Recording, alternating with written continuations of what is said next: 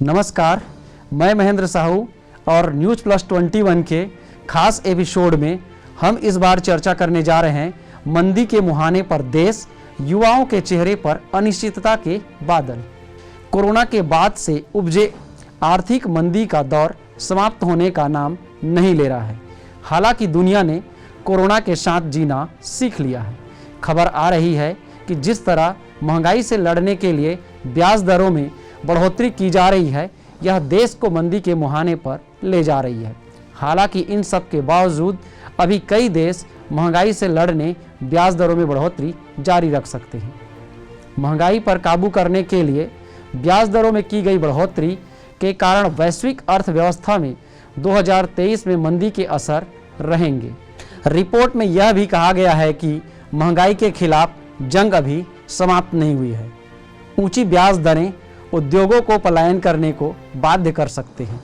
यह बात centre for economics और बिजनेस रिसर्च की ओर से कही गई है। वार्षिक विश्व आर्थिक लीग टेबल के दौरान ब्रिटिश कंसल्टेंसी की ओर से जारी रिपोर्ट में कहा गया है कि साल 2022 में ग्लोबल इकोनॉमिक $100 ट्रिलियन भले ही रहा हो, वहीं 2023 में इसमें भारी गिरावट की संभावना है। अंतर्राष्ट्रीय मुद्रा कोष IMF और विश्व बैंक ने 2023 में वैश्विक आर्थिक मंदी का अनुमान लगाया है। British consultancy firm centre for economic and business research ने अपनी एक रिपोर्ट में 2023 में मंदी की आशंका व्यक्त की है।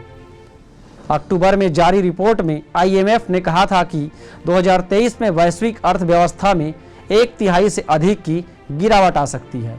इसी तरह सितंबर में जारी रिपोर्ट में विश्व बैंक ने भी कहा था कि 2023 में दुनिया में आर्थिक मंदी आ सकती है। आप लोग शायद सोच रहे होंगे कि ब्याज में बढ़ोतरी से महंगाई और मंदी का क्या कनेक्शन है। ऐसा माना जाता है कि ब्याज बढ़ने से लोग उधार कम करके सेविंग करना शुरू कर देते हैं। इससे मार्केट में प्रोडक्ट्स की डिमांड कम होती है। डिमांड कम होती है तो महंगाई कम होती है।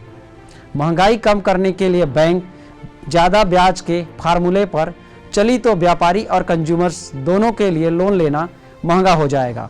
इससे व्यापारी से लेकर आम लोग तक खर्च कम करने से बचेंगे। इन सब चीज़ों का असर देश के सकल घरेलू उत्पाद यानी GDP पर पड़ेगा। ग्लोबल इन्फ्लेशन रेट यानी महंगाई दर जो 2022 में 8.8% थी, वो इस साल घटकर 6.5% पर और 2024 तक 4.1% पर आ जाएगी। इन सब के बीच दुनिया भर के देशों के GDP ग्रोथ में गिरावट देखने को मिलेगी, जो आर्थिक मंदी को दर्शाता है।